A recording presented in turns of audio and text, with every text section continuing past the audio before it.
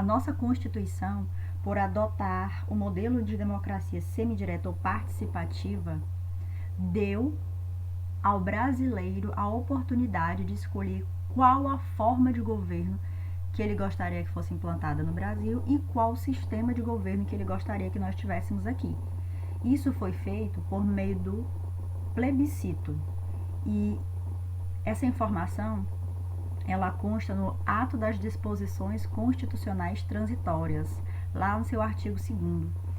Então, o brasileiro, ele, por meio desse plebiscito, ele pôde optar se ele queria como forma de governo a república ou a monarquia constitucional e como sistema de governo se ele queria o parlamentarismo ou o presidencialismo. Daí eu trouxe aqui para vocês, para que fique mais fácil de memorizar, essa frasezinha mnemônica, que já é inclusive muito batida, mas eu achei que é necessário trazer aqui nesse momento para fixar melhor esses conceitos. Então vamos lá. O Estado fede, que se refere aqui à forma de Estado federalismo, como federalismo. A República é fogo, a nossa forma de governo aqui, forma de governo é a República. O presidente é sistemático, nós temos aqui o sistema presidencialista e o regime é democrático, como a democracia sendo nosso regime de governo. O Brasil adotou o presidencialismo como sistema de governo, mas houve 2 momentos na história do Brasil em que nós adotamos, ou tivemos, na verdade, o sistema parlamentarista, que foi de 1847 a 1889, no período do Império, e de 1961 a 1963, no governo do João Goulart. Então, por esses 2 períodos históricos, o Brasil adotou um sistema parlamentarista. José Afonso da Silva dá algumas classificações para o poder executivo. Nós temos aqui o executivo monocrático, que é exercido pelo rei, imperador, ditador, presidente. Executivo colegial, exercido por 2 homens com poderes iguais, como os cônsules romanos. O executivo ditatorial, formado por grupos de homens em comitê, como era na ex-União das Repúblicas Socialistas Soviéticas e ainda é na Suíça.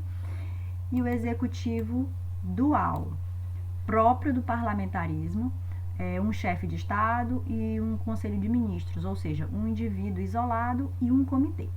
E aí, segundo o artigo 76 da nossa Constituição Federal, o Brasil adotou o poder executivo monocrático. O artigo diz: o poder executivo é exercido pelo presidente da República, auxiliado pelos seus ministros. Tanto no âmbito federal como nos entes federativos, o poder executivo ele é exercido por uma só pessoa, embora essa pessoa tenha auxiliares. Mas na prática, quem exerce o poder executivo é um só indivíduo. Então, na classificação do José Afonso da Silva, nós temos aqui o modelo executivo monocrático. Então, no âmbito federal, é o presidente da República que exerce o poder e ele faz isso com a ajuda dos seus ministros. No âmbito estadual, é o governador do estado que exerce o poder executivo com a ajuda, com o auxílio dos seus secretários. No âmbito municipal, o prefeito municipal exerce o poder executivo com a ajuda também dos seus auxiliares. Eu não coloquei aqui a informação, mas no âmbito, por exemplo, distrital, do Distrito Federal, quem exerce o poder executivo é o governador. E no âmbito dos territórios, caso venham a existir, quem exercerá o poder executivo será um governador nomeado pelo presidente da República, lembrando que um território é uma autarquia federal. Avançando mais um pouco, vamos falar sobre o presidente da República enquanto chefe do poder executivo. A função de chefe de governo e de chefe de Estado é concentrada na pessoa do presidente da República. Quando ele é chamado de chefe de Estado? Quando ele desempenha relações internacionais. E ele é chamado de chefe de governo quando ele atua em atos de administração e também de natureza política. Aqui no artigo 84 da Constituição Federal, constam os atos que são de competência privativa do presidente da República. São muitos, salvo engano, 27, mais de 20. Eu trouxe aqui o artigo 84 da Constituição Federal, que vai tratar dos atos que são de competência privativa do presidente da República. São muitos incisos, mas eu gostaria de destacar um, que é o inciso 4º, que vai tratar do poder atípico do presidente da República enquanto legislação, poder legislativo que ele vai ter. Mais especificamente, eu queria falar sobre o decreto autônomo.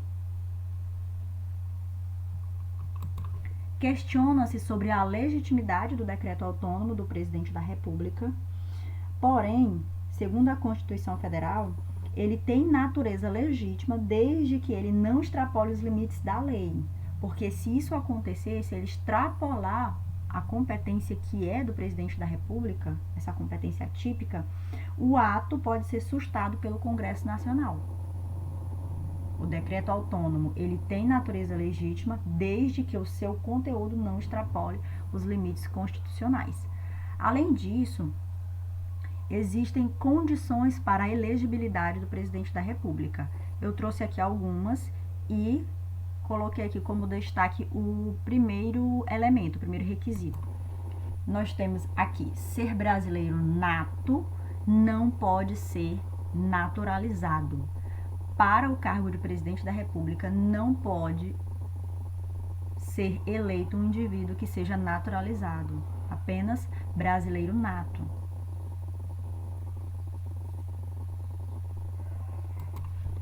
Aqui na Constituição, eu vou ler aqui para vocês, no artigo 12, parágrafo 3º, diz que são privativos de brasileiro nato os cargos de presidente e vice-presidente da República, de presidente da Câmara dos Deputados, de presidente do Senado Federal e de ministro do Supremo Tribunal Federal, de carreira diplomática, de oficial das Forças Armadas e de ministro de Estado de Defesa. Mais à frente, nós vamos falar sobre o cargo dos presidentes da Câmara, do Senado e sobre o cargo de ministro do Supremo Tribunal Federal.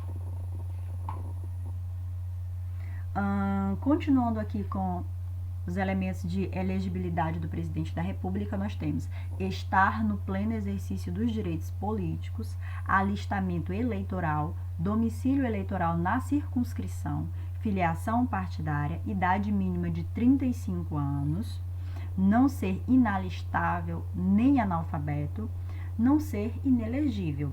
Preenchendo todos esses requisitos, o cidadão está apto para concorrer ou para exercer o cargo de presidente da República. Caso ocorra algo com o presidente da República, como ocorre? O cargo ficará vago, sem ninguém, de forma alguma. A substituição ela pode ocorrer de duas formas. O artigo 79 vai falar da substituição natural.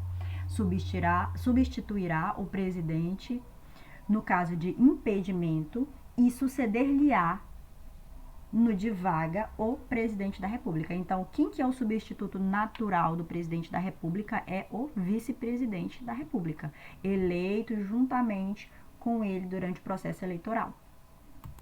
O artigo fala de casos de impedimento e de vacância. No caso de impedimento, isso é temporário. Exemplo, presidente entrou de férias. Exemplo, presidente adoeceu. Então, nós temos aqui caso de impedimento. Caso de vacância é definitivo. É em caso de morte do presidente da República, em caso de cassação ou de renúncia. Nestes casos, nós estamos diante de vacância e substituirá o presidente da República ou seu vice-presidente. Na história da nossa Constituição, nós tivemos dois momentos em que o vice assumiu de forma definitiva. O primeiro aconteceu por ocasião da morte do presidente Tancredo Neves. Então, em forma de sucessão definitiva, assumiu o vice José Sarney. E também por ocasião da renúncia do Fernando Collor de Mello, quando o Congresso decidiu abrir o processo de impeachment contra ele, ele renunciou e assumiu em seu lugar o vice Itamar Franco. Só voltando aqui um pouquinho, quando eu me referi ao decreto autônomo, eu falei que o presidente tem o poder legislativo. Na verdade, eu quis dizer que ele tem o poder regulamentar. O poder legislativo quem tem é o Congresso Nacional, né? Na Câmara e no Senado. Então, eu quis dizer poder regulamentar e não poder legislativo. Passando adiante, aqui o segundo caso de substituição é substituição eventual ou legal, que está lá no artigo 80 da nossa Constituição, que diz: em caso de impedimento do presidente e do vice-presidente, no caso do impedimento de ambos, e aí nós já sabemos que impedimento quer dizer que é temporário, ou vacância, no sentido de que é definitivo, do cargo de presidente e de vice-presidente, serão sucessivamente chamados ao exercício da presidência, nesta ordem, tá? O presidente da Câmara dos Deputados, se ele não puder assumir, presidente do Senado Federal. Se ele não puder assumir, presidente do Supremo Tribunal Federal. E aí eu vou voltar aqui só um pouquinho para falar da condição de elegibilidade. É por isso que estes cidadãos aqui, presidente da Câmara dos Deputados, presidente do Senado, presidente do Supremo Tribunal Federal, não podem ser brasileiros naturalizados, precisam ser brasileiros natos, porque eles estão na linha de sucessão presidencial em caso de vacância ou em caso de impedimento do presidente e do vice-presidente da República. E em relação a crimes do Poder Executivo? Se forem crimes comuns, quem vai processar e julgar é o STF. Se forem crimes de responsabilidade, quem vai processar e julgar é o Senado Federal. Mas vai acontecer casos de imunidade presidencial, que é quando o presidente não vai poder ser responsabilizado por seus atos.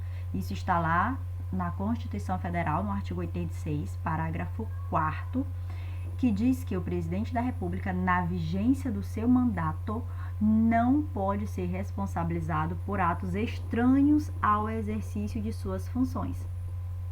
Então, nós temos aqui um caso de imunidade, conforme a Constituição aponta.